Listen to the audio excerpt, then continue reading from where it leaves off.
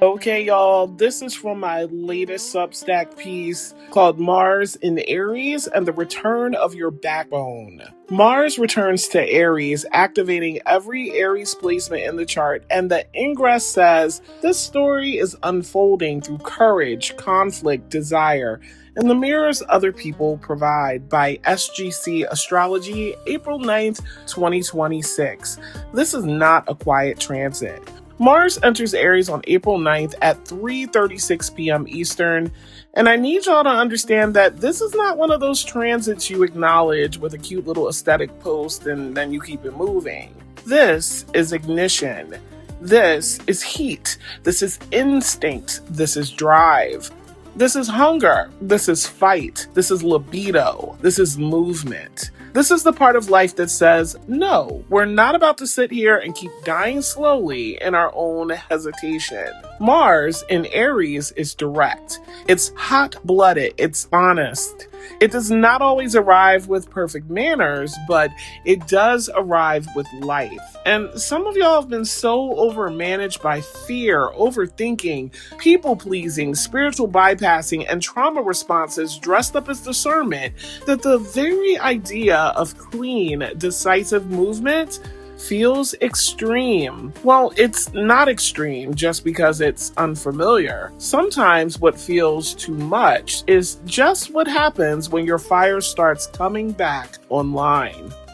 Why this hits different? Well, now if Mars were just moving through Aries by itself, that would already matter, but this is not what's happening here. Chiron is still in Aries, Saturn is in Aries, Neptune is in Aries, the Sun is in Aries. So when Mars comes home to Aries, it's not walking into some empty little apartment. It's walking into a house where identity, courage, pain, vision, confusion, discipline, anger, desire, and the basic right to exist without apology are already on the table. That's why this transit can feel so activating. Because Chiron in Aries has already been exposing where people are wounded around identity, autonomy, anger, confidence, permission, self-trust, and the right to take up space. It has been showing people where they got shamed for being direct, punished for needing something, made to feel selfish for protecting themselves, or taught that their anger was somehow uglier than everyone else's manipulation. Then Saturn in Aries comes through and says, okay, but what do you want to build out of that? Neptune in Aries stirs the vision, the fantasy, the myth, the spiritualized story, the longing, and in some cases, the delusion. And now, Mars enters Aries and says, enough talking, move. This is why this one hits different. Because for a lot of people, this is not just a transit that energizes. This is a transit that activates the wound and the will at the same damn time. Some of y'all are going to feel your nerve endings and your backbone in the same breath. And no, that's not always comfortable, but it is real and necessary. What Mars actually is. Part of understanding Mars is understanding where the archetype even comes from. Mars comes to us through mythology as the god of war.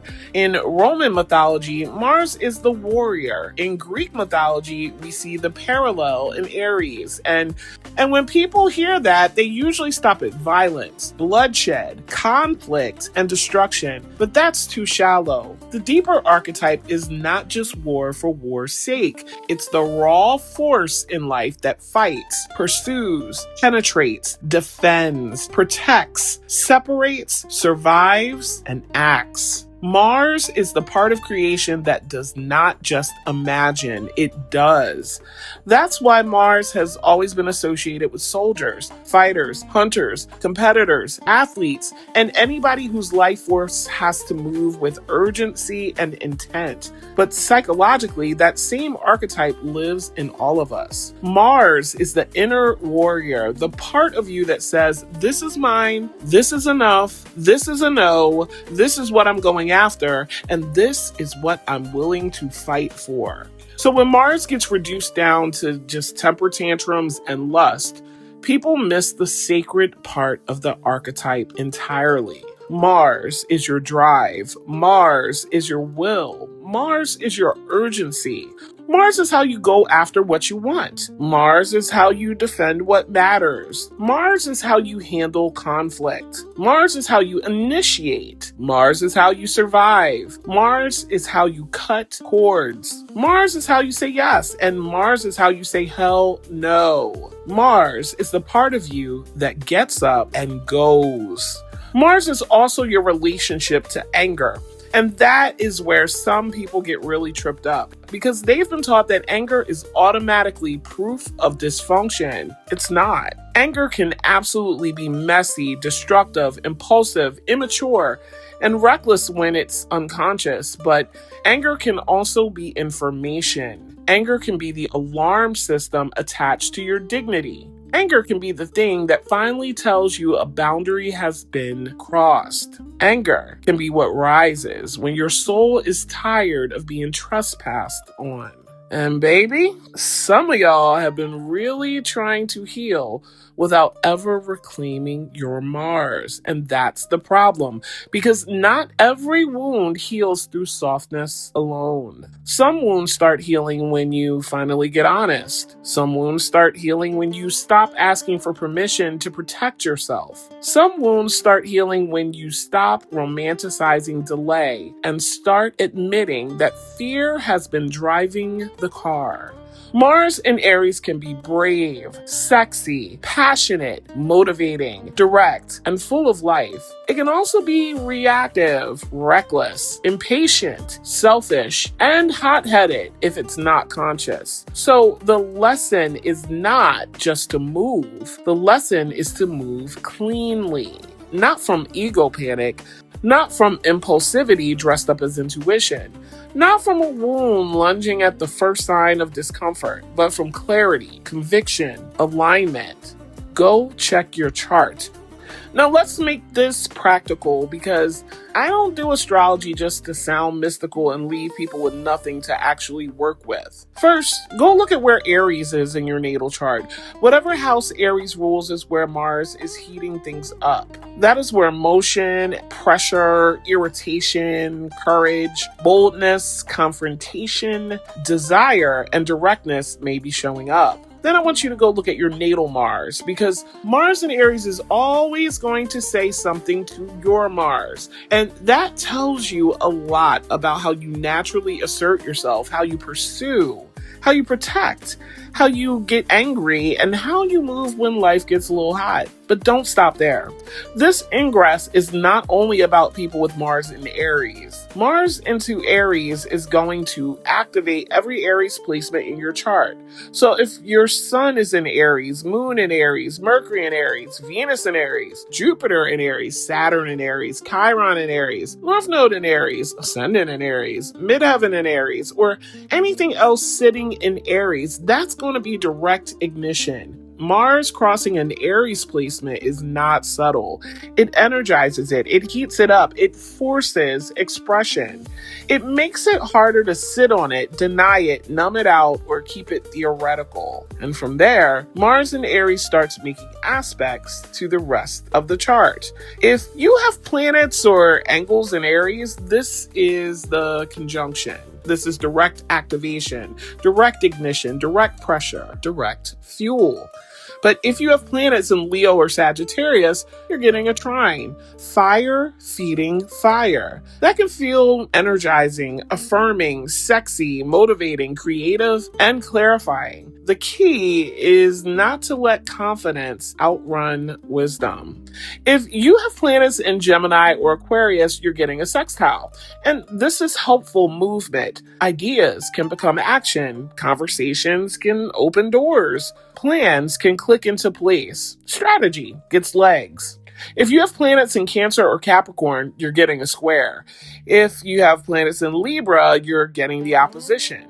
These are the people who may feel the heat most obviously. Irritation rises faster, pressure feels personal. Other people may seem more provoking. Old patterns around avoidance, defensiveness, over accommodation, passivity, or over control can get exposed real quick. But that's not punishment, that's information.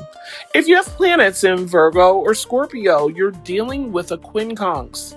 And quincunx energy is awkward by design. It's adjustment, recalibration, strange little course corrections. Your usual way of taking action may not fit the moment, so you may need to refine instead of force. If you have planets in Taurus or Pisces, you may feel this more as irritation with what is too slow or too vague, too sleepy, too indulgent, or too disconnected from your actual desires. So, yes, look at your natal Mars, but also look at every Aries placement and every planet Mars in Aries is hitting by aspect, because that's where the story gets personal. What the ingress chart adds. If I look at the chart for the exact moment Mars enters Aries, at least from my location, what stands out to me is that this is not just a personal fire transit. The ingress chart has Virgo rising, which already tells me this is about discernment, embodiment, adjustment, and the point where overthinking starts becoming its own form of avoidance. The South Node in the first house does not help that either. That can look like old coping patterns, hyper managing yourself, over editing yourself, and trying to control the whole moment by analyzing it to death. Then the chart ruler Mercury is in Pisces in the 7th house, and the whole team puts the ingress into the realm of mirrors, relationships, dynamics, projections, chemistry, conflict, and audience. So to me, this says Mars in Aries is not only about personal courage in a vacuum. It's about what gets activated in you through other people, through the people who want more from you, through the people who cross a line, through the people who trigger your desire, through the people who expose your fear, through the people who make it impossible for you to stay vague. And with Neptune there too, there's still a haze in the air, projection, fantasy, myth, confusion, spiritual glamour even. So this is not just go fight. It's also make sure you know what the hell you're fighting, why you're fighting, and whether you're responding to reality or to a story.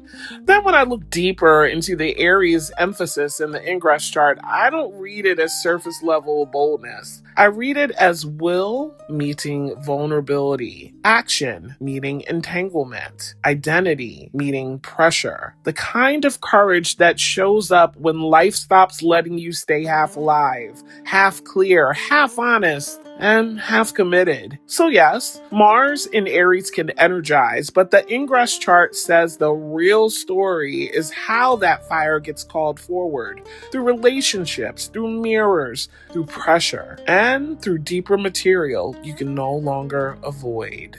The real assignment. The real assignment with Mars in Aries is not just be bold. That's too basic. The real assignment is to get honest about where your life is asking for motion. Where are you overdue to act? Where are you swallowing anger that was actually trying to point you towards a boundary? Where are you calling fear discernment when really you just don't want to risk discomfort? Where are you exhausted from overthinking something that really needs movement? Where have you been waiting for permission to become more direct, more honest, more alive? Because sometimes the reason a transit feels intense is not because it's attacking you. Sometimes it's because it's exposing how long you've been sitting on your own truth. Mars in Aries says there comes a point where endless internal committee meetings are no longer wisdom. They're avoidance. That does not mean pop off on everybody. That does not mean burn down your life because you had one activated day. And that doesn't mean confuse impulsivity with intuition. It means listen for where your spirit is asking for cleaner action. It means stop treating your fire like a flaw. It means understand that self-abandonment is not enlightenment. It means understand that peace bought through chronic self-betrayal is not peace. This transit can be beautiful if you let it be honest. It can be healing if you stop expecting healing to always look soft. It can be powerful if you stop running from your own life force. Sometimes healing looks like clarity. Sometimes healing looks like movement. Sometimes healing looks like finally getting enough life back in your body to say, no, we're not doing this anymore. Go check your Aries house. Go check your Mars. Go check your Aries placement. Go see what Mars is hitting by aspect. Then ask yourself what part of your life is ready to stop apologizing for having a pulse. A suggested song that I put in the article to encapsulate some of this energy is Unstoppable by Santa Cold.